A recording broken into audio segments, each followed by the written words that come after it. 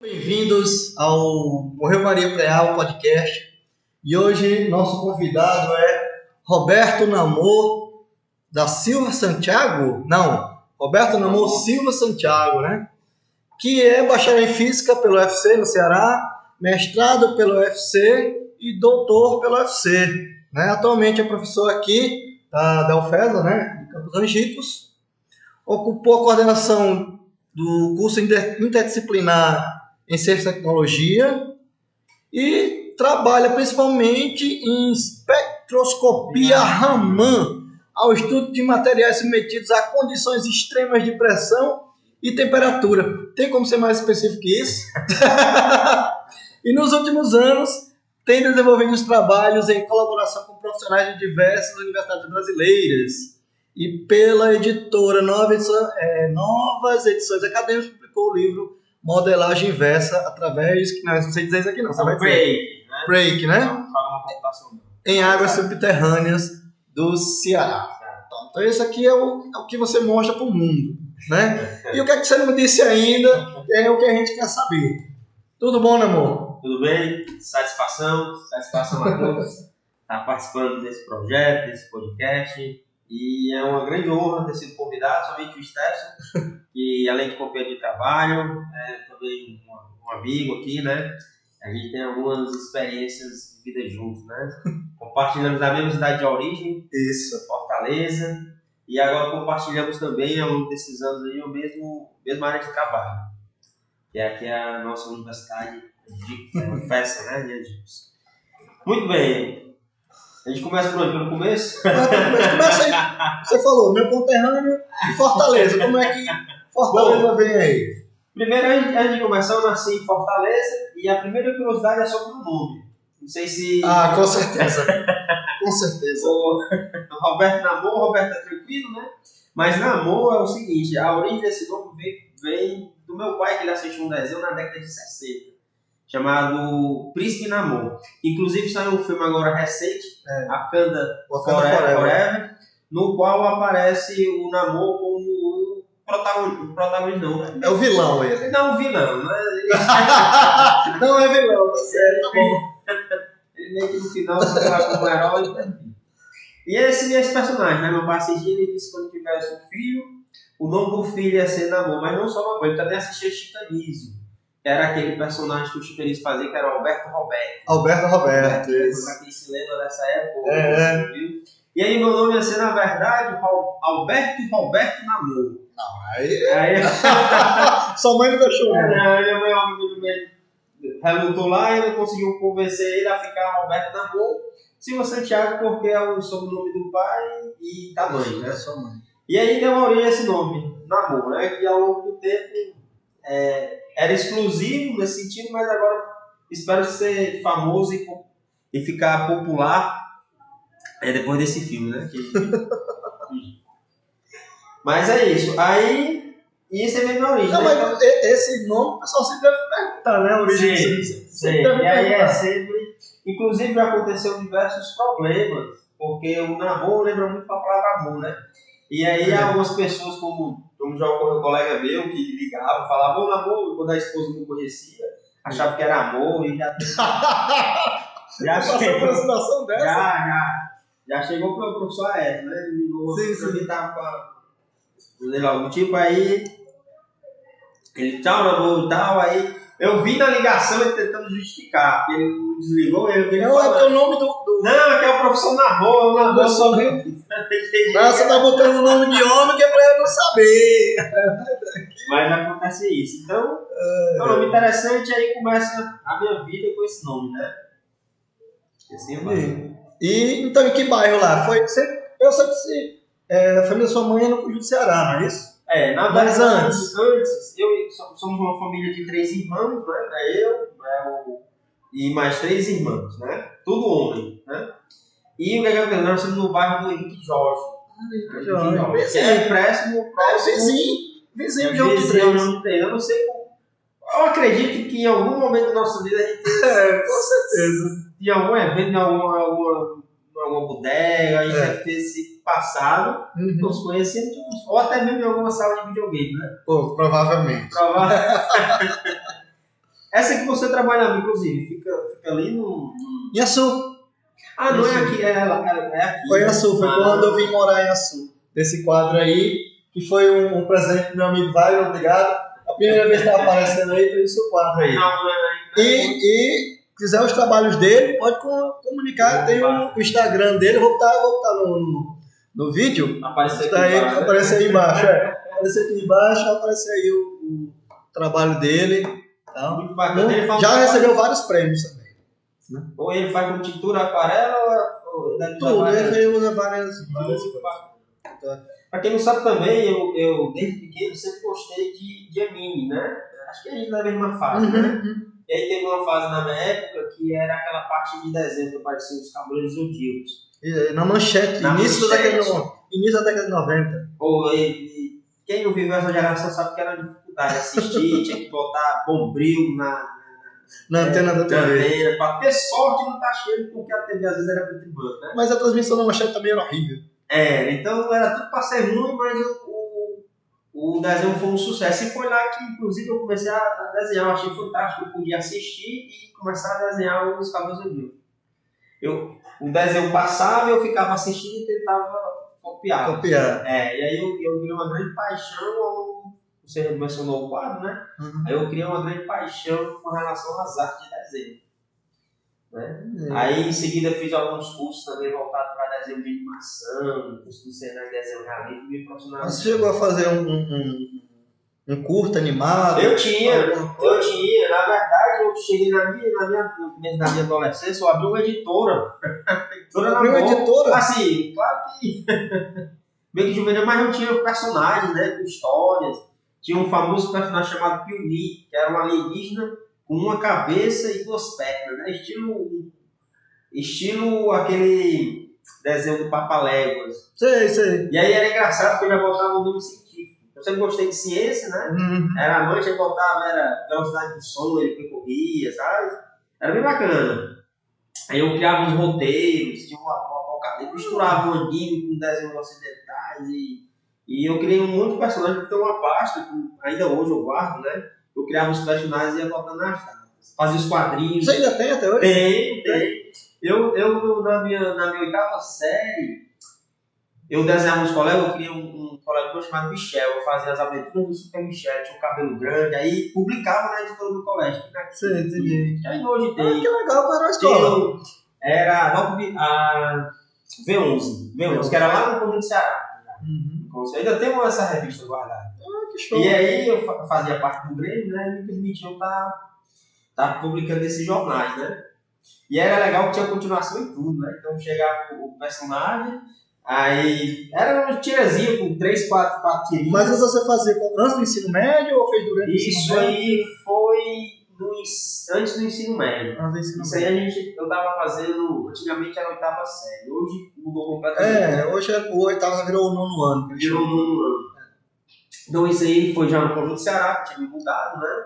Eu fiquei até mais ou menos 10 anos de idade morando ali no Henrique Jorge. Depois meu pai conseguiu uma casa, comprou a casa e foi morar no Conjunto Ceará. Eu e todos meus irmãos. E lá eu comecei a estudar no V11. E aí eu sempre me misturei nessa parte de Grêmio e aí eu conseguia publicar, né? Eu já gostava, participei até de um concurso de desenho, sempre era envolvido com isso, né? E tenho todos guardados, né? Aí entrou no ensino médio e parou. Foi. Aí no ensino médio eu fui pro liceu, no Conjunto Ceará.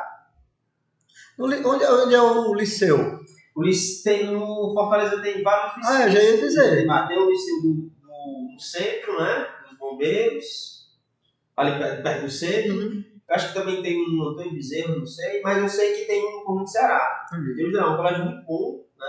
Com a estrutura relativamente melhor que os outros colégios. E foi lá que eu comecei a incentivar pelos professores. Eu já gostava de ciência, né? Mas eu não era aquele estudante que entendia, dominava matemática ou física. Era só observador. Era bonita as palavras. Para quem escrevia história, desenhava história. Não, agora eu vou para física, para matemática. Vamos para quem tem uma veia artística e depois ir para ciência, assim. Que é uma ciência, no caso, diga-se uma ciência mais dura, mas, né, mais antiga, física, matemática. E você tem uma regra a seguir, né? Na arte não, tá? Era livre. Quando eu escrevia lá os meus contextos, meus personagens, era livre. Eu escrevia do jeito que eu quisesse. Não tinha na matemática e física, não. Tem que seguir as leis dele, né? As leis físicas, as leis matemáticas, as leis de Newton. Então você fica limitado, né? O interessante é que hoje, inclusive estou com alguns projetos aí em andamento, que é interessante, porque eu estou voltando a usar a animação. Inclusive participei no mês passado de uma banca de defesa de mestrado, dissertação de mestrado, que o aluno ele usava animação, olha aí, quadrinhos, para explicar as leis de Newton. Então você vê uma mescla de tudo que você consegue viver pela vida, né? Então a defesa do cara, ele dizia que através da ilustração, o aluno ele aplicou na sala de aula dele, usando ilustrações, né? Tiras com 2, 3 para exemplificar as leis de Newton. E o projeto dele era bem maior, que também expandia para as outras teorias, a eletricidade, ele tentava... Termodinâmica, ele botava umas animações, um historiar que tá quente, que tá frio, uma piada mostrando o conceito das leis. Inclusive foi a dissertação. Uma parábola da Bíblia, né? Aconteceu isso, ó. E aí ele, na verdade, pediu os alunos do ensino médio para estar aplicando. Mas para você ver que você pode, inclusive, juntar, apesar de serem áreas diferentes, você pode juntar para compilar em algo bem mais bem criativo e inovador, né? Então você vê que você misturou física, os conceitos de física para estar aplicando junto com quadrinho e animação. Inclusive, lá até disse, eu sempre gostei de arte, eu estava lá na banca dele, eu mencionei isso. Porque era uma nostalgia misturada com o prazer de ver física, né? Ver como é que se aplica a física. Aí, ensino médio, aí estudou ciência e decidiu pela física. Como? Pronto, vou dizer. Eu sempre gostei daquele canal Cultura. Não sei se assisti. Aquele canal Cultura, a gente vivenciou na mesma época. Eu achava fantástico aqueles cursos, Telecurso 2000. Tinha um programa chamado Mundo de Bikman. Sim, assisti bastante. Eu achava extraordinário. Nessa época aí, era da TVE. TVE, que era o canal do Ceará, que era uma retransmissora do Cultura. Exatamente. Aí passava o Mundo de Bikman. Tinha o Doug também. Tinha Anos Incríveis, eram séries que passavam nessa época. Tinha Anos Incríveis. Depois que veio o Castelo Rá-Tim-Bum, né? Também, é no mesmo canal. Mas tudo aí era da década de 90 aí. E esse canal era bem interessante. Eu me lembro que meus irmãos, como a minha família era muito grande, só tinha uma TV, mas a gente estudava em horários diferentes. Isso voltando para o Henrique Jorge ainda, né? Mas eu sempre acompanhei, eu adorava, né? Eu me lembro que tinha um desenho que passava, um canal na TV Cultura, que era 2 horas da manhã. Eu, sem despertador, mesmo assim, eu acordava só para ligar a TV e poder assistir. Era um do tipo Caverna do Dragão. Um Caverna do Dragão era bem antigo. Que passava, eu acordava. Eu achava fantástico porque eu não sabia que passava desenho animado de madrugada.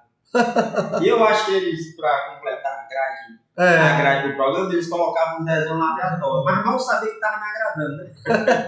Não sabia que uma criança assistindo lá de madrugada. Em vez de estar dormindo. Mas você estava tarde, então, aí, né? Eu ajudava tarde. Não sempre gostei. Então, esses programas, de certa forma, de novo, é como se a vida da gente chegar até um certo ponto, há uma construção até ali, né? Você sempre tem passos anteriores. E eu acho que todos esses programas, essa convivência, vai fazer com que a gente se sentir. E eu sempre gostei, né?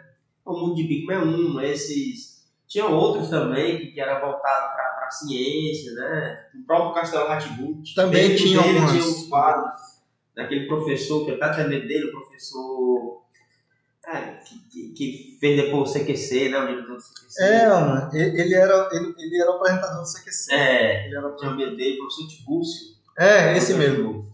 Ele sempre trazia um tempo. Enfim, isso foi me motivando a ciência, mas eu não era um aluno que tinha habilidade em matemática, nem de resolver, né?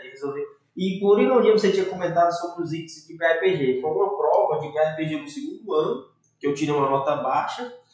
Isso é de entrar de férias, aquelas provas no mês de junho. Aí chegou um colega que dizia assim inteligente, ele, tirei 10, ficou meio que rindo de mim, né? Aí eu disse, rapaz, quer saber, a partir de hoje, eu não vou mais tirar nota baixa. Ele desse jeito, mas quer saber? Se desafiou. Foi como se fosse um choque, né? Do nada, sem motivo nenhum, eu me desafiei.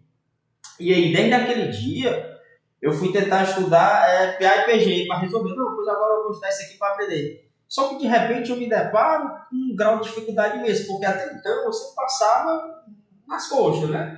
Porque recuperação, enrolar, eu não sei como. Conselho. Tinha um conselho. Eu não sei como o aluno conseguia passar sem saber o conteúdo, né? E foi acontecendo assim. Mas aí eu tenho um choque de realidade, eu nunca mais vou tirar nota baixa. Aí eu aproveitei as férias e ainda me lembro. Aproveitei umas férias no mês de... Acho que é junho as férias, né? Aí Fortaleza é julho. Então foi um mês todo. Só que eu me deparei com dificuldade imensa. Não estava entendendo. Como é que eu sozinho entender... tinha que somar lá frações. Eu não sabia somar frações. Aí o que foi que eu fiz? Eu fiz uma análise. Não, eu tenho que voltar um pouco anterior. Eu tenho que retroceder aqui no conhecimento. Aí comecei a pegar livros da nona série. Só que lá também tinha divisões, operações matemáticas que eu não entendia. Eu digo, não, eu tenho que voltar mais um pouco. Aí quando eu vi, eu estava pegando livros quase da alfabetização, aqueles bem básicos de matemática. Aqueles que assim, quadradinho mais 1 igual a 2. Qual é o valor do quadradinho? Tinha um bem curto que eu achava... Que foi a primeira equação que eu resolvi da vida, viu? Foi a primeira equação. Dos quadradinhos. Quadradinho mais 1 igual a tanto. Aí se lembra. Aí, Jefferson, eu peguei esse livro e comecei a resolver todas as questões. Aí, como eu estava sempre voltando muito anterior, eu consegui ter um domínio e fui. Então, num período de 30 dias, eu comecei a estudar isso. E não só esse conteúdo, eu comecei a estudar outras matérias também, como história, biologia, sempre pegando o livro de forma mais básica. Isso foi bem interessante porque eu comecei a pegar os livros e aí apareceu a oportunidade de fazer um cursinho, que é a Universidade de Medicina da UFC, que ela oferece, mas não para qualquer aluno. É um curso pago, mas é um curso bem abaixo, é um cursinho abaixo do curso, mas só para alguns alunos que passaram na prova. É um curso dos próprios alunos de medicina que eles se organizam para dar toda a matéria. Só que para você passar, você tem que fazer uma seleção.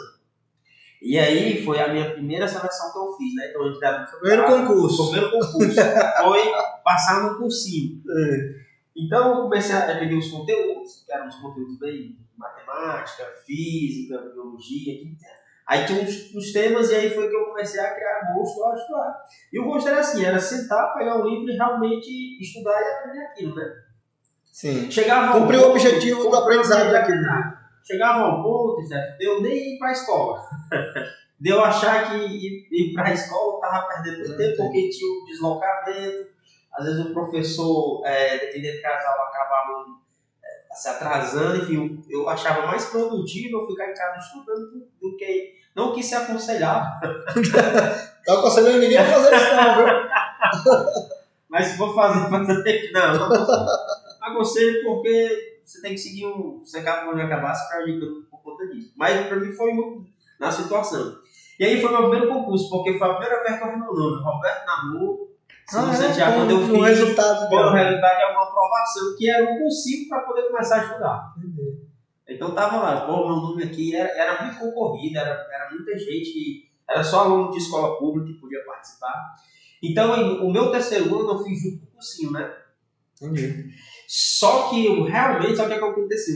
Como eu estudava muito, eu dava muita preferência ao cursinho e ao estudo em casa. Então eu estudava à tarde, quer dizer, o colégio era pela manhã, mas aí eu estudava à tarde e me dedicava ao cursinho à noite. Eu nunca faltei esse cursinho, era todos os dias. Ele era de segunda a segunda, tinha sábado, tinha domingo, só que sábado e domingo eram as específicas, né? Aí eu sempre ia.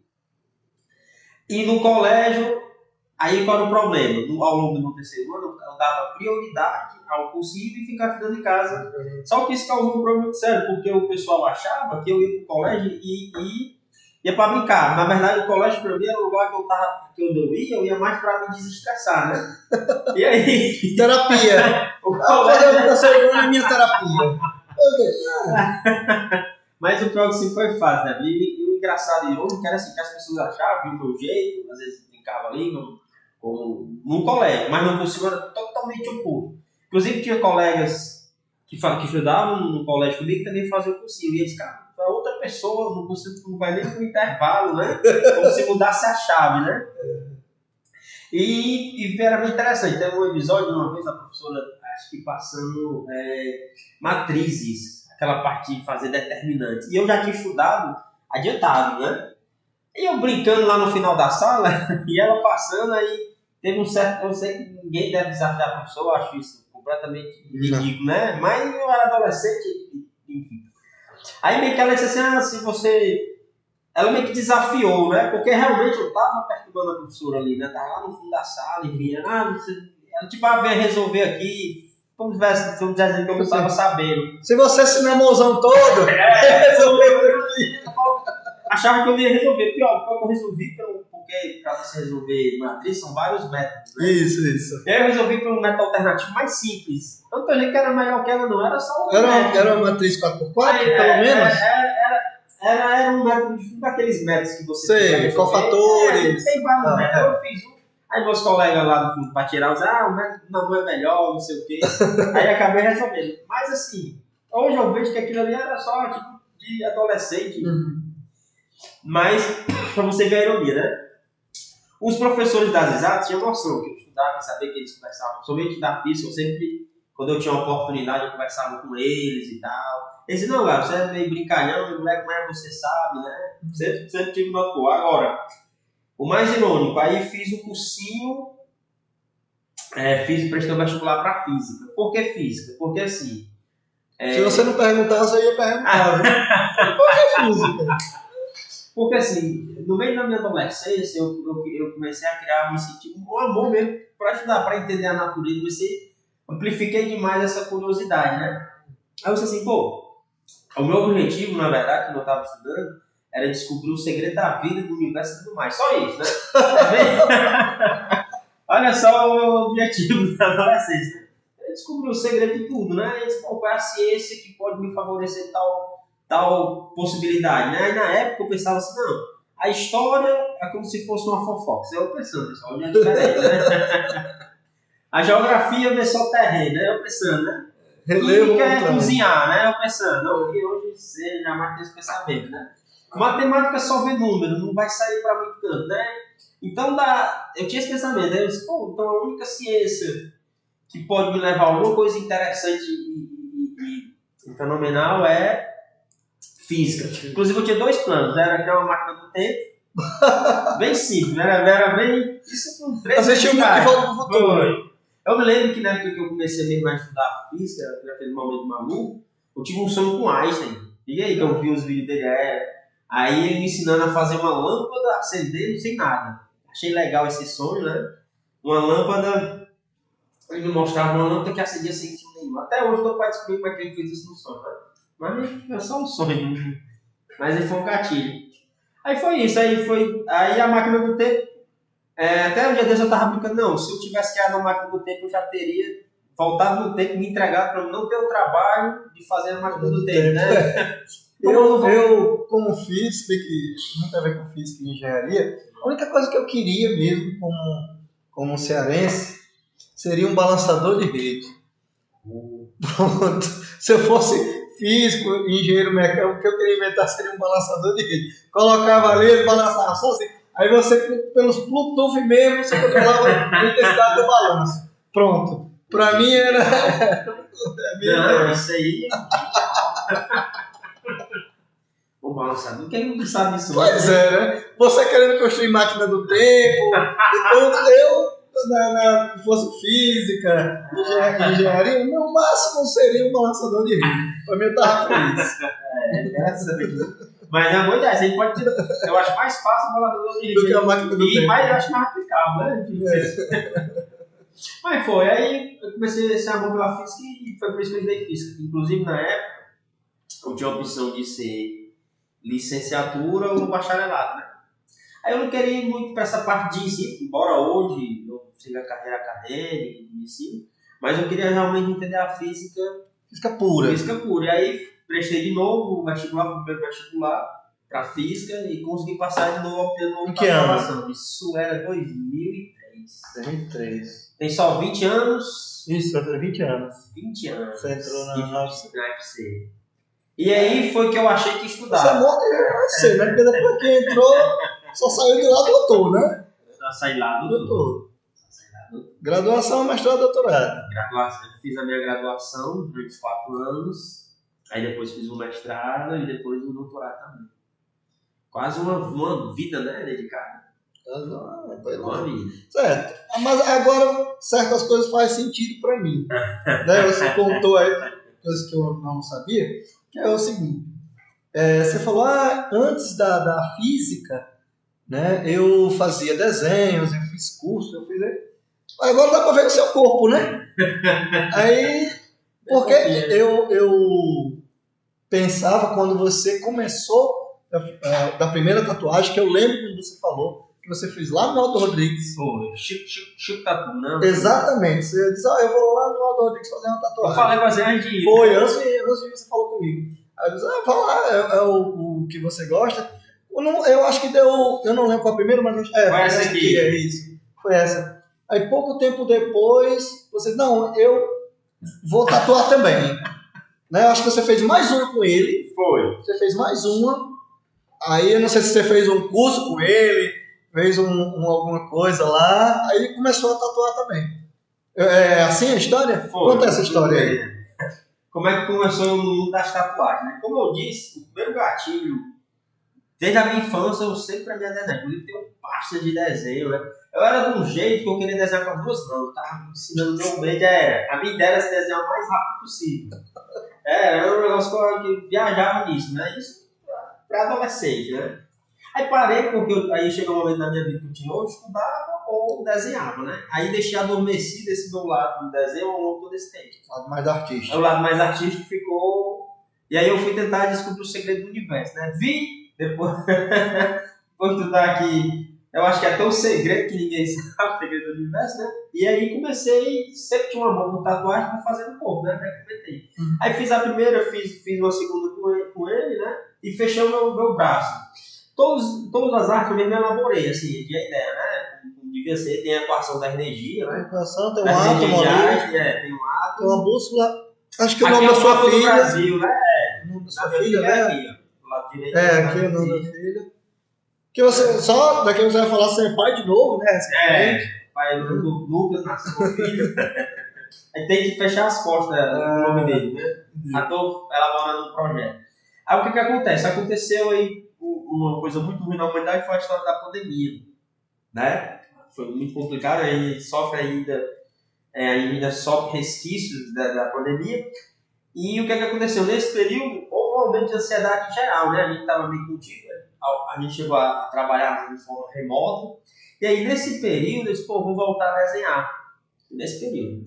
Aí eu disse, vou voltar a desenhar, né? Mas aí comecei, fiz uns desenhos, gostei. Aí eu gostei de tatuagem. Comecei a fazer uns cursos mesmo online, naquela época era tudo à distância, online, e comecei a ver as técnicas de tatuar, né? Então hoje eu vejo tanto o desenho em si, como pintura, ou a própria tatuagem, é uma das coisas mais belas na questão de terapia. Como para mim, tatuar, desenhar, é uma terapia, né? Então... Igual era o 3º ano. Igual o colégio do 3º ano, né? É verdade. Uma terapia. Então eu consegui voltar já, depois agora eu tenho algumas pessoas que eu já fiz várias tatuagens, gosto do prazer mesmo, faço porque eu tenho muito prazer, né? Eu acho uma coisa bacana. E é isso, é uma forma de arte, só que agora escrita na pele, né? E o que é legal, Steph, nessa parte de tatuar as pessoas, que você vê realmente uma mudança. Tem pessoa que eu já fiz uma tatuagem que ela chega a se emocionar e chorar. Tem uma menina que eu fiz um leão, era um simples leão, eles, você não sabe. Onde? Foi na coxa. Na coxa? Ela foi bem pequena, né? A coxa dela quase grande. É, Porque eu vou pegar uma tatuagem agora, como não tenho pena, eu vou fazer logo grande, pegar uma área grande, né? E aí, quando terminou, ela tava praticamente chorando. Claro que foi... De dor, não? Foi da... Não, mas eu já tinha terminado a tatuagem. Aí Aí ela pegou e disse, você não sabe como isso aqui é importante, como significado de vitória, etc. Quer dizer, então você vê que a tatuagem ela vai além de um simples desenho na pele, né? Ela tem um significado ali por detrás, ela carrega uma emoção, para muitos tem muito significado. As minhas mesmo que eu tenho, todas têm um significado, né? Aqui no meu braço tem o nome da minha filha, o ano que ela nasceu. Esse outro aqui eu deixei mais para animais, que tem um significado, lobo, ou seja, a questão de caçador, o tigre, tem o olho de tigre, que é a questão da persistência de caça. A águia quebrando o relógio, né? Tá faltando animal para fechar aqui ainda. Tô vendo ainda para o animal ficar, mas assim, a tatuagem em si, ela carrega uma emoção que você coloca na pele. E tudo que você consegue na vida, pelo menos na boa parte das coisas, você não leva com você. A tatuagem é a única coisa que você faz e investe, né? Que leva com você junto pro seu túmulo, né? Ao morrer, você consegue levar pro seu túmulo. É bem interessante essa parte de tatuagens em si, né? Bem bacana. Que ótimo, que ótimo. E aí você tem seu estúdio aonde? O que acontece? Eu não tenho um estúdio, né? Mas futuramente a minha ideia é ter um estúdio bem bacana que eu possa ter outros tatuadores ou algo do tipo. Mas eu tenho um espaço na garagem lá de casa que eu fiz, improvisado. Fortaleza. Fortaleza, mas é uma questão mesmo só de arriscar alguém, alguma coisa. Sim. Ou tem um colega meu que ele tem um estúdio dele, né? Às vezes ele dá uns cursos lá, eu vou lá para assistir umas aulas, aí ele deixa eu buscar umas pessoas lá, né?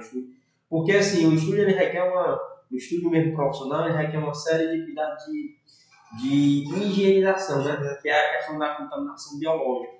Então você tem que ter todo um ambiente esterilizado e todo o procedimento que você vai aprender um curso. Então, um colega meu, por exemplo, o Rony Tatu, né? No estúdio dele, um abraço aí, o Rony, fazendo já a divulgação.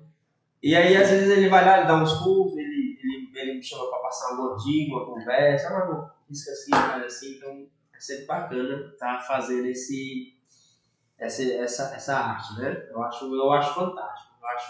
E o que é legal é que eu estou voltando, né? Mas agora, faltando uma coisa que eu fazia na minha adolescência, depois toda uma fase de uma vida, né? Voltando a desenhar de novo, só que agora em pele, né? Mas ainda é isso, ó, inclusive tá aqui lá para você ver, né? Me deram fazer um desenho, é o lápis próprio para desenho, né? Me deram fazer um desenho seu aqui ao vivo, uma caricatura, mas você botar. Mas esse aqui é um lápis especial para desenho, fazer aquelas sombras, né? Pode passar. Um lápis para sombra. É uma coisa que eu nunca entendi. Todo lápis, né? Assim, tem uma numeração, tem uma simbologia. Para mim, o único lápis que me importava era aquele que tinha tatuado. Que a professora mandava raspar ele. Raspa esse lápis aí. Né? O lápis da pesca, né? Para quem não sabe, esses lápis, com um desenho mesmo, hoje a moda é fazer um desenho hiperrealismo, né? Que é um desenho cheio de sombra, que leva branco, tem lápis branco, né? Então, o ideal mesmo com um desenhista profissional vai ter uma maleta com mais de 300 lápis e cada lápis vai ter uma contribuição de uma sombra diferente. Então, onde é que está a técnica do desenho? É você utilizar o lápis certo, né, no desenho em si. Né? Então, a partir de hoje, se vocês observarem esses lápis, esse aqui tem um 6B, mas tem um lápis 5B, 4B, tem o 8B, que é muito mais grosso. Qual a diferença? Você vai aumentando a questão do grafite. O grafite fica mais grosso. Então, um traço com um lápis desse é diferente de um lápis de um B, que é mais fino. E onde é que se aplica? Por exemplo, você vai fazer um olho. O olho, você tem um sombreamento mais fundo no olho, você vai usar um lápis. Aí, se você for para o cílio, você vai usar um lápis mais fino. E assim, com uma composição de vários lápis, você consegue elaborar uma arte bacana que, quando você olha, você vê os detalhes. Aí o segredo está no detalhe. É a mesma coisa na tatuagem. A tatuagem, ao invés de lápis, você usa agulha diferente. Você tem agulha para traço, agulha para sombra, agulha para todo tipo. E eu me contento só com 05, 07 e 6.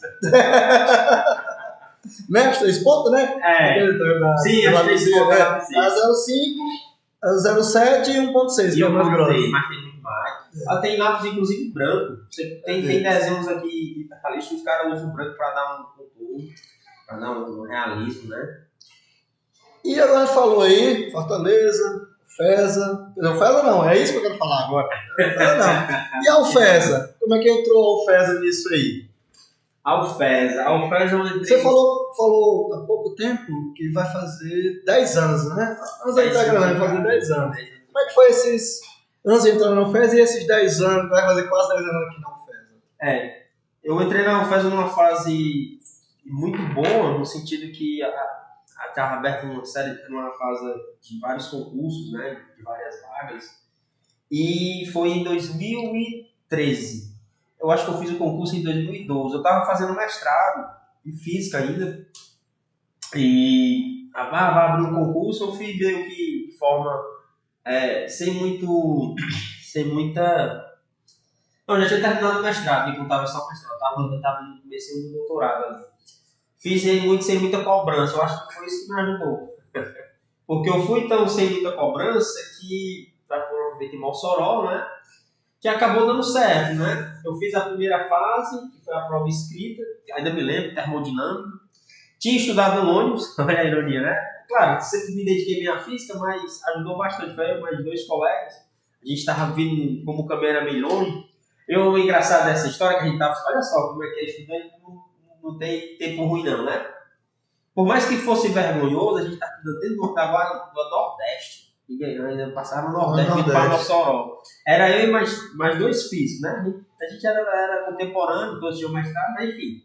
A gente tinha se preparado, a gente estava se preparando e no outro a gente aproveitou cada momento, né? Cada um com um livro de física, um Resnick, né?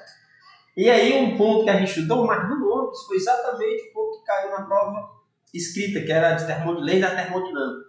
E era engraçado que a gente gritando, e era um em cada poltrona diferente. Incomodando o pessoal do ônibus. O engraçado foi que um rapaz lá, estava vestido até de farda, ele ia, acho que era da parte de energia, alguma coisa assim. Enfim, eu sei que ele disse, rapaz, eu vou acabar descendo aqui porque eu já aprendi tanto física, que daí desceu. E eles, rapaz, deixei com vocês, porque você já falou, tanto aqui que eu aprendi, só tô uma piada, bem, uma forma de protesto, mas aí, pra você ver, ele estava me incomodando, mas não se incomodou de incomodar, porque foi certamente útil. Não que vocês saiam incomodando os passageiros por aí, não, mas o que eu quero dizer é que por mais que seja difícil, ou que suas condições sejam limitadas, você tem que trabalhar com o que tem para você alcançar coisas que você não tem, né? Então, por mais que situação você tenha os seus obstáculos, você pode usar esses obstáculos para você poder subir. Então, o ônibus, né? O ônibus era um obstáculo, né? Tem gente que descansa, dorme, a gente aproveitou para estar estudando, estava incomodando ali os outros, mas serviu, né? Só você passou? Foram 3, aí somente outro colega passou para a segunda fase, né? Eram 8 vagas, e na prova didática, foi só eu que passei, né? Infelizmente não vão passar. Mas depois eles conseguiram entrar em outras universidades. Mas foi engraçado porque eu estava tão tranquilo, nem documento eu levei, né? Eu estava, por um lado, preparado no estudo, mas não levava fé que ia passar, né? E aí quando eu vi que eu fiz uma prova escrita, não, eu passei. Aí fui atrás de preparar a aula didática, né? E aí também foi muito tranquilo, né? Inclusive o Ed Carlos estava na banca, né? Quando eu conhecia ele, né? Eu estava tão calmo que o próprio Ed Carlos perguntou se eu já dava aula há muito tempo. Você não tinha tomado alguma coisa? Então você tá tudo tranquilo, porque realmente eu tava muito calmo, né? Mas é porque eu não levei muita... Não é que é muito a sério, eu não carreguei comigo sobre essa pressão. Não, eu vou fazer... Você sentiu pressionado em passar aquela... Mas me preparei, dei uma aula. Pra vocês terem ideia, para aula didática, ensaiei, treinei. Eu ensaiei, porque era um concurso muito grande na época. Então eram para várias áreas. Aí a gente ficou numa residência que tinha outros caras também que estavam tentando, né? Colegas, a gente conseguiu uma casa, uns colegas nossos. E tinha cara da administração. Aí a minha primeira treino, eu tive, não, pessoal, cara que nem era da física, né? Disse, rapaz, sente aqui para assistir minha aula experimental, né? Sentar que eu digo era uma sala, tudo sem camisa. Meio que no improviso mesmo, sem muito... Você tem o feedback da aula, né? E aí o cara que não era da física, ele deu algumas... Era da administração, mas ele concedeu outra área, ele deu algumas dicas muito boas, né? Na questão de apresentação, enfim. Aí de novo foi naquela história, por mais que o ambiente não esteja propício, né? Eu soube aproveitar a situação naquele momento para que eu pudesse estar treinando. Tomou a seu favor, né? aquela meta, né? Usar os seus obstáculos para que você se eleva mais, suba, usa o obstáculo para subir nele, né? Você falou do concurso. Ele passou, assumiu quanto tempo depois? Aí eu assumi com 6 meses por aí, que foi em junho, 11, eu não me esqueço dessa data, foi 11 de junho de 2013. Você chegou... Cheguei em Egito, eu me lembro quando eu cheguei, olha o melhor horário para chegar em Egito, meu dia, sem ninguém, eu sem referência nenhuma, de nada. Você veio sozinho? Eu vim sozinho, né? Para complementar, eu não vi, na época eu tinha carro, mas não vi no carro de ônibus, para sentir todo o drama. Aí quando eu cheguei, fiquei lá na portaria, aí Que portaria? o da entrada ao FES. Ah, sim, da entrada ao FES. Peguei um mototáxi, né? Já tinha mototáxi, ainda tem, né? Só mototáxi, aí vi, aí me deixaram lá porque eu não sabia onde era a sala dos professores. Aí o DOCA, o segurança, que aí disse, professor, todo mundo saiu aqui, você vai vir para tomar não era nem para, era para tomar posse. Não, era para assumir. Não, você já tinha assumido, isso é o termo de exercício. Isso é o termo de exercício. Eu acho que foi comigo ou foi Carmelina? Carmelina, já ia falar. Foi comigo ou foi Carmelina? Então foi Carmelina. Foi Carmelina. Aí, eu já ia dizer, porque se fosse comigo eu teria lembrado. Não, foi Carmelina, tá? Eu ia até falar. Aí, Carmelina. Aí quando chegou, sol quente, derretendo.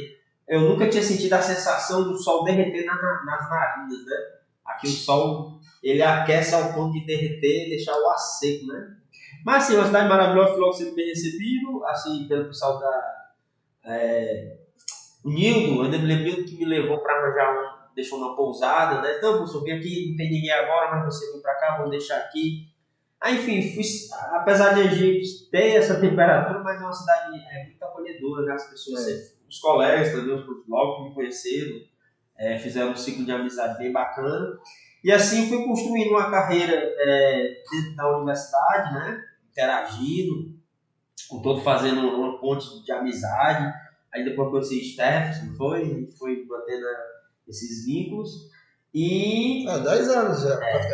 E aí eu consegui um afastamento para o doutorado em 2016. Foi. 2016. E aí fiquei... É uma odisseia terminar esse doutorado. Foi. Porque é muito, muito ruim quando todo mundo pergunta, né? Quando você está fazendo doutorado, todo mundo pergunta. Quando vai terminar? Essa palavra chega dói. Dói. Quando aí já terminou? Tem gente que não sabe, pronto. Tem gente que não é nem da vida acadêmica. Os estudantes da graduação, os estudantes de mestrado, é a mesma coisa. Aí você entrou na faculdade, tá perto de terminar, não? Minha pergunta, terminar quando? E é algo assim complicado, porque não depende só de você. Depende, claro, da gente, mas tem outras pessoas não me tem como. Na minha instituição tem que publicar um artigo, né? Aí só sai se for aprovado, né? Cada pessoa tem suas. Cada programa tem suas. E aí você morre, faz um monte de resultado, e não dá em nada, e faz outro, e aí quando sai, eu mesmo quando publicou um artigo, é como se eu tivesse tirado o peso das minhas costas, quase não defendo. Eu publiquei Já posso defender, mas se não acredito que seja fácil a defesa, porque também foi outra odisseia, né? Eu costumo dizer que a parte do final do meu doutorado foi uma das partes mais complicadas da minha vida, onde eu tive maior crise de ansiedade, no qual eu não consegui, eu perdi a capacidade de concentração. Diga aí, é o momento que você mais precisa. Mais precisa você perder. Porque eu não conseguia sentar para assistir um filme, né? E o meu irmão tem uma máxima que diz o seguinte: se você não tiver tempo para sentar pelo menos 2 horas para assistir um filme com calma, é porque sua vida não tá boa. Se você não tiver tempo para você sentar e assistir um filme 2 horas, você não conseguir se ligar um filme por 2 horas, porque sua vida não tá legal. Não tá legal. Mas não tava, né? Mas é isso aí. Aí consegui terminar o doutorado com muito sufoco, né? Em 2018. 2018. Aí retornei, passei apenas um ano, tinha assumido a coordenação também aqui. Isso, você assumiu a coordenação. Foi muito uma experiência fantástica, né? Ficou um ano, foi?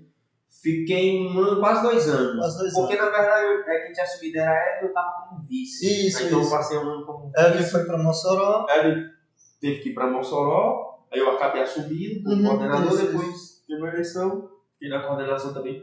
Foi uma experiência muito boa, porque na coordenação eu tive a opção de ajudar muitas pessoas, né? Você tem a opção de realmente ajudar os alunos, tanto o professor, o docente como o discente, né? Você está disposto ali a ajustar um horário, facilitador, né? Só que ao mesmo tempo você tem uma cobrança, né? Então, sim. Era muita gente mandar, ainda hoje eu recebo mensagem, tem como ajeitar aí no horário, tem como a disciplina tal, né? Já passou um tempo. Aí eu já mando, não, agora você fala com o coordenador que eu tô fora. Mas foi uma experiência fantástica. Eu acho que todo docente tem que passar por algum cargo de chefia, algo tipo, porque é bom participar, né, dessas outras áreas para você crescer até como ser humano, né? E conhecer também a universidade, eu acho que é uma forma de conhecer a universidade em si. Né? Porque você que fez graduação, fez mestrado e doutorado no UFC, eu creio que você não deva conhecer o UFC como você conhece o FESA. Né? Você tem menos tempo de UFESA do que você. Você conhece muito mais a UFESA do que eu. Sim. Nesse sentido, você conhece a UFESA por dentro. Né? De dentro para fora. Exatamente. Né? Lá no UFC você é estudante. Então, embora muitas coisas que ocorriam lá com os professores faziam, eu me lembro que eu ia fazer mecânica quântica que estava dando indeferido porque estava lotado. Hoje eu sei o que significa aquilo e por que acontecia, né? Não tinha um professor suficiente, porque tinha aluno, tinha lotação de turno. E naquela época eu não entendia aquele tema. Por que não é deferido? Eu quero outro, a gente se reunia, tinha que ir ao professor. Então, algumas coisas que aconteciam hoje eu tenho noção porque eu tenho pelos bastidores, né? Mas eu tenho uma pergunta de um amigo meu. Né? Ele agora. Ele gosta muito desse assunto de astronomia. Eu ia dizer, não é de astrologia, não. Não, é de astronomia mesmo. Se a Terra gira, por que quando a gente pula, tá em outro canto? Explica essa vai pra você, viu? Eu passo pra assistir aqui. Ele quer falar, ele é físico. A Terra, na verdade, é possível dar inércia, né? Você pula, você continua em movimento com a Terra, né? Isso é equivalente a você pular, por exemplo, de um carro em movimento acelerado, né? Se você está num carro e você salta, você vai cair mesmo. Você cai no carro. Entende? É o mesmo princípio. Agora, se você salta e o carro acelera, se alterar a aceleração, a aceleração da Terra é constante. A aceleração da Terra, como a aceleração da Terra do lado do nosso tempo curto, porque a aceleração também a Terra está desacelerando, né? Ela está em rotação, mas os dias estão ficando cada vez mais longos, né? Assim também. Ela tem uma desaceleração. Mas enfim, essa aceleração não é conseguir medir num salto, pode ter certeza. Não é captada no salto. Então, mas se eu ficar pendurado, se você ficar pendurado alguns milhões de anos, aí sim, você conseguir ficar suspenso. E não é suspenso em nada na Terra, tem que ficar suspenso igual o Super-Homem, né? Entendi. E aí você consegue por alguns bilhões de anos. Porque se fosse assim, como o avião tá voando, é só ficar parado e esperar ele. Agora porque é como se você estivesse num carro em movimento constante. Né? E quando você salta, você retorna pro mesmo ponto. Toma essa, Deus. É os terraplanistas, né? Olha, a Terra não pode ser plana, mas essa galera aqui é chata, né? Não pode ser plana, mas essa galera é chata. Não, mas não tem nenhum um amigo meu que fez a pergunta, não. Foi eu mesmo que fiz. Porque assim, a gente tem uns amigos, não tem nenhum terraplanista, não. Mas a gente fica brincando. Não sei o quê. E se a Terra fosse assim, o infinito? Aí, não, sempre tem. Uma pergunta também que já me fazem muito, por exemplo, é a questão de se o homem foi à Lua ou não, né? Já que tem uma teoria de conspiração, que o homem não foi à Lua, que a NASA está mentindo. Olha, eu quero saber qual é o intuito dessas organizações, primeiro, de ter que guardam informações sobre alienígenas, né?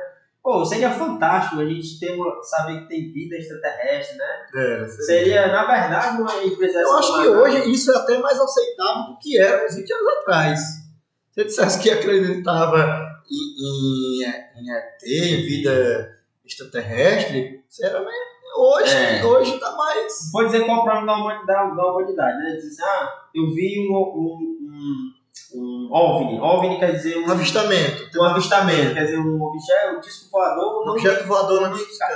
Olha, se o objeto é voador e não identificado, você tem que parar por ali.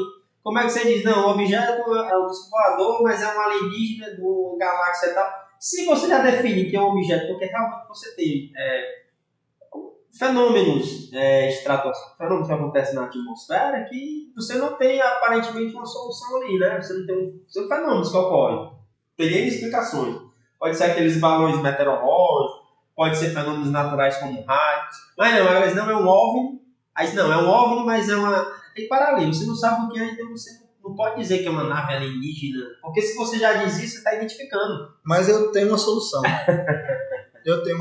E depende de uma ideia que você já teve. Qual? A ideia que você deu aqui, a máquina do tempo. Cria a máquina do tempo, vamos aqui para uns 2 milhões de anos à frente. Vamos ver como é que tá a Terra daqui a 2 milhões. Aí já tinha uma ideia, né? Se eu tivesse criado a máquina do tempo, aí eu tinha resolvido esse problema. Vamos ver como é que tá. Aí, o que me motivou, inclusive, a fazer essas viagens de tempo, que eu ainda não viajei, apesar de que eu descobri na física que está viajando um tempo para frente, enfim. É possível até você diminuir seu tempo, mas parece que tem que andar em velocidades absurdas, é outra história. Agora você continuar. Tem outra pergunta aí de um amigo meu. Um amigo meu perguntou. Ele vai perguntar qualquer coisa, né? Um amigo meu, Se a Terra cai constantemente ou sobe, enfim, não importa, né? Pelo menos que ela caia constantemente. E o universo é finito.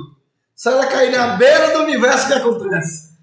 A resposta é se o universo vai caindo junto, com a mesma aceleração, a Terra nunca chega, né? É verdade. Mas a aceleração pode ser diferente, perceber que eu não tenho como eu afirmar isso, né?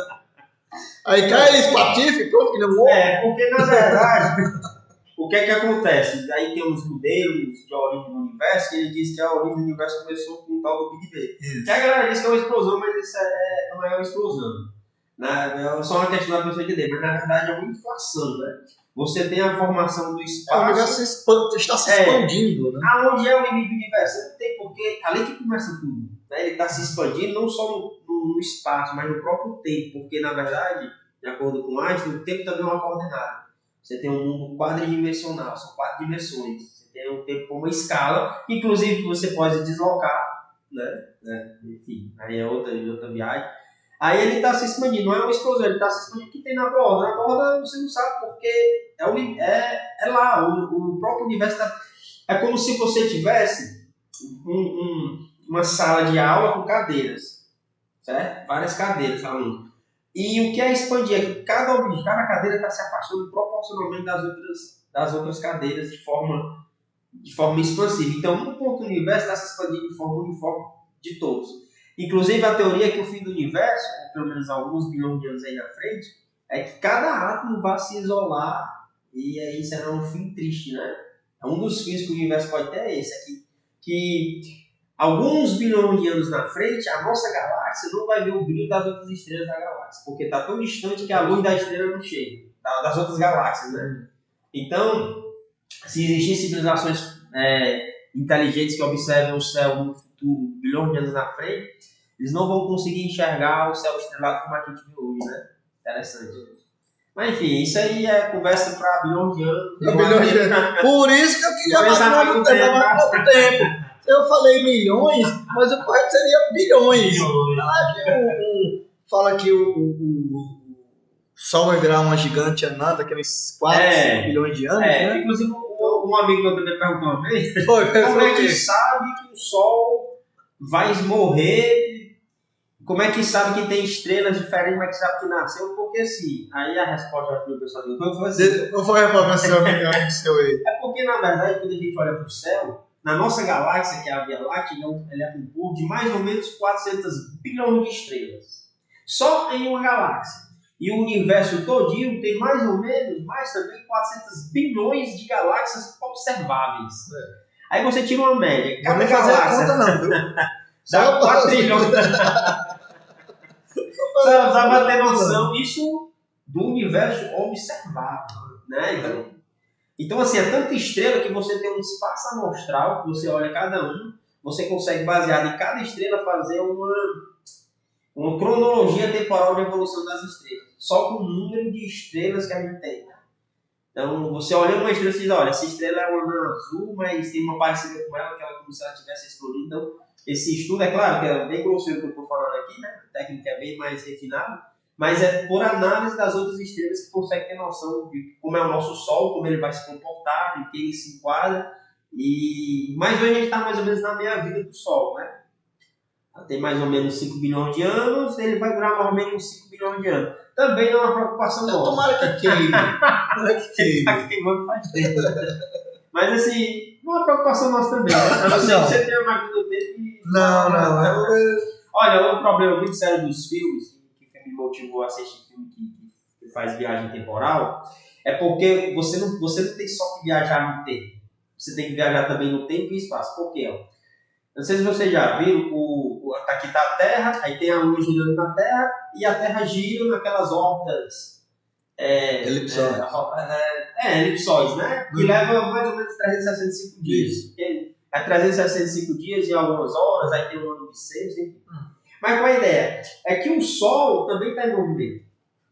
Então, o Sol está se movimentando em órbitas elípticas também no centro da galáxia, da Via Láctea. Então, você tem o Sol aqui, e tem a Terra e os planetas girando aqui. Ó.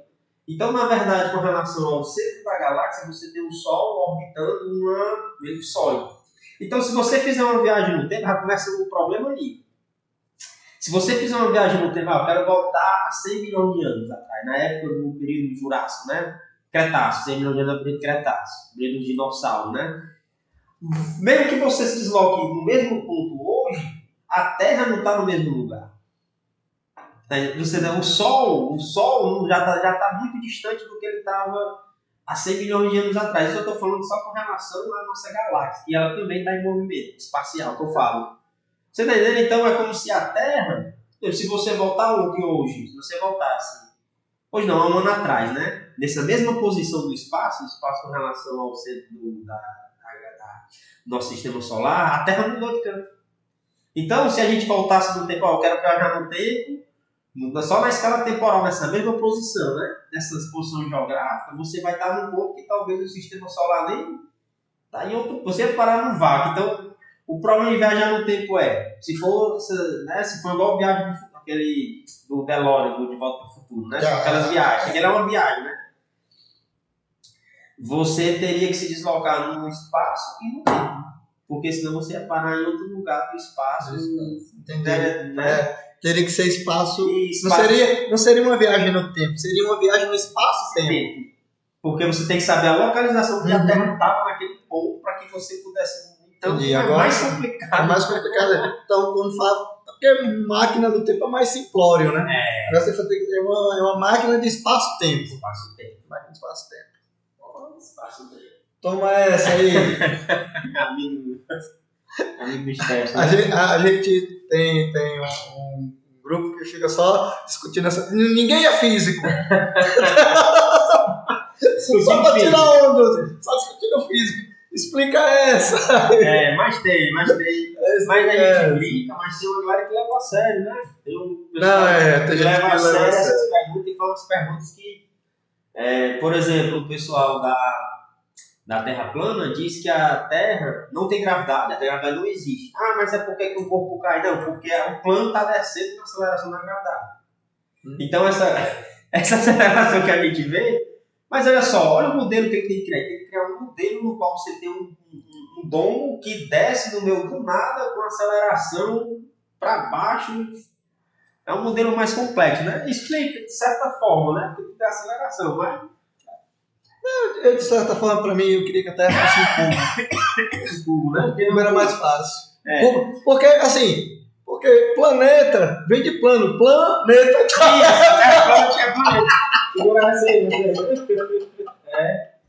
Ou então, se fosse cubo, seria cuboneta. Ou então, se é redonda, redoneta. Gente, já tá devagando aqui. Mas é interessante. Mas Mas a gente leva a sério, mas É que a gente leva a sério essas coisas, né? eu vi uma ilustração bem interessante que era assim, mostrava o sistema solar do terraplanista. Era o Sol redondo, né? Que é o Sol redondo. Aí tinha os planetas todos redondos, aí a Terra plano. A única quadrada e todo redondo. Mas é isso. Amor, Tem alguma coisa aí para nós discutirmos? amor, gostaria de agradecer sua participação aqui, tirar várias dúvidas dos meus amigos, né? E do povo que vai assistir. Gostaria que você desse aí suas considerações finais, dar algum recado, dizer alguma coisa aí para os meus amigos ou para os seus amigos, né? Não, é só isso. Agradecer aos tempos aí por esse projeto, esse podcast, é algo que tá aí se expandindo, é uma forma de divulgar nossos colegas que trabalham, divulgar pessoas aqui que estejam envolvidas de certa forma. É um espaço muito bacana, sabe? Espero que só lhe desejo o melhor, né? Que tudo aqui possa crescer, que no centésimo foguete voando, né? Só desejo coisa pra frente. Mas a gente vê que tá cada vez mais evoluindo, né? Isso. O Sérgio estava aqui mostrando nos bastidores como ele começou aqui, mostrou alguns detalhes, já tá aprimorando, botando os quadros, né? Então aqui apareceu o logo pela primeira vez aqui, ó. O logo, pra quem não viu, a primeira vez que inaugurando, né? Inédito na TV, inédito no canal. E só agradecer, e apesar de eu ter você, Morreu Maria Preá, que isso se eternize como um zumbi que fique, né? Satisfação, obrigado. Meu amor, obrigado. Eu que agradeço. Então esse aqui foi o Morreu Maria Preá Podcast. Até a próxima. Valeu, gente. Boa.